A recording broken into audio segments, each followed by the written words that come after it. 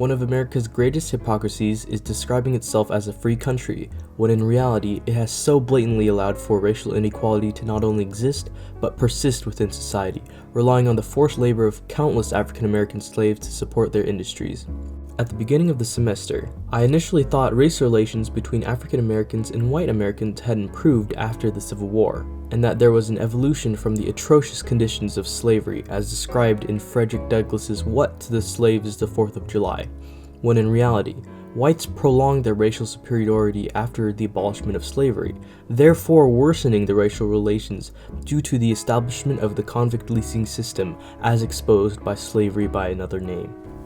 On July 5, 1852, 9 years before the start of the Civil War, Frederick Douglass, he had been invited to speak about what the 4th of July meant to America's African American population at the time, and while the first part of his speech praised what the Founding Fathers did for this country, his speech soon developed into a condemnation of American society's attitude towards slavery.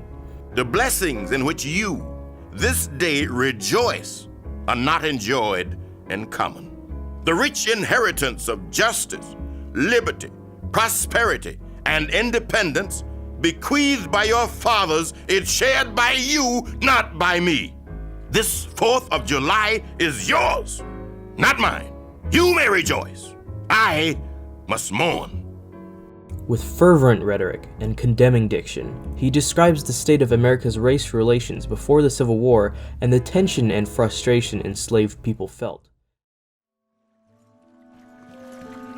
At the end of the Civil War, there were 4 million freed slaves who lived in absolute poverty, uneducated, little access to opportunity. We also know that there were an equal number of white Americans in the South, like members of my family, my ancestors, who were also impoverished, illiterate, no access to opportunity. Over the next 75 years, American society performed a miracle of sorts. Those 4 million whites living in those conditions became 40 million middle-class Americans by the beginning of World War II. That's what made American society the extraordinary superpower that it is today. All of that, though, was done in a way that excluded African Americans, brutalized African Americans at the same time. During the Reconstruction era after the Civil War, the abolishment of slavery, along with multiple reforms, implied race relations were improving in the South, and legislation such as the 14th Amendment, which recognized the citizenship of all freed slaves, and the 15th Amendment, which upheld black men's right to vote, gave the impression that African Americans would finally gain more representation. But, just as freed slaves gained hope for a brighter future, white Southerners began to reject the idea of equality, and since the federal government did nothing to enforce the new amendments in the South, African Americans were once again discriminated against. Race relations violently regressed, even further backwards than before the Civil War, and the conditions of African Americans became even more grim with the introduction of the convict leasing system. There are 72 crimes in the state of Virginia which, if committed by a black man, no matter how ignorant he be, subject him to the punishment of death, while only 2 of the same crimes will subject a white man to the like punishment. Just as laws before the Civil War had harsher punishments for African Americans, white Southerners soon used their legislative power to oppress African Americans once more.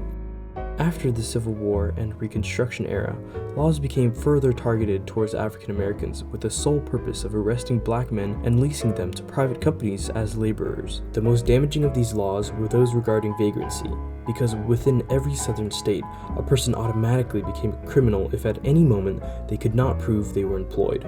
This took advantage of the 13th Amendment's allowance of involuntary servitude as punishment for a crime, meaning that slavery was technically legal as long as the slaves were criminals. This system of legal slavery, called convict leasing, allowed for the Southern economy to not only continue reaping the benefits of slavery, but also to exploit these workers at a larger scale, making them perform more dangerous tasks, treating them worse than pre-Civil War slaves, and dehumanizing them and tearing apart their lives.